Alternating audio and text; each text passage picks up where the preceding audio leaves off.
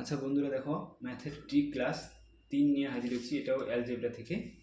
যদি দেখো A B plus BC plus C A সমান এ বিসি হয়, তবে এই ইকুয়েশনটার ভ্যালু কত হবে।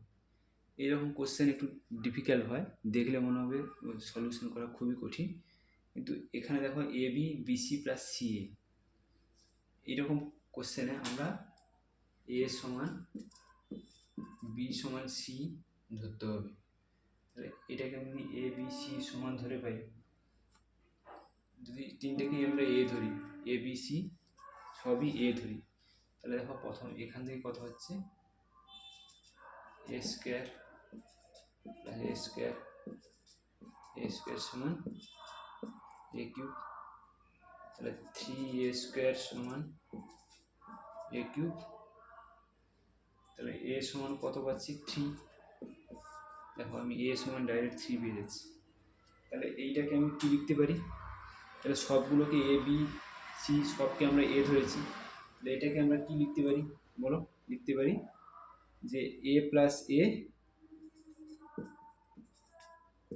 By A into A, B জায়গায় এ লিখলাম, এ মাইনাস 1। সবই তো এ বি সি সবই এ। দেখো একইভাবে এগুলোও হবে, ইন্টু 3 লিখতে পারি। এগুলোও দেখো এ প্লাস এ। তাহলে এইরকম আমরা একই রকম তিনটে পার্ট পাচ্ছি। ঠিক আছে, কী পাচ্ছি, একই রকম একটা দুটো তিনটে পার্ট পাচ্ছি। তাহলে এই তিনটেকে আমরা এইভাবে লিখবো। তাহলে কত হচ্ছে, সমান 2a by a square a minus 1 into 3। কত হচ্ছে, এটাকে ক্যালকুলেশন করো। এর মান তো আমরা পেয়ে গেছি, এর সমান 3। তাহলে 2 বাই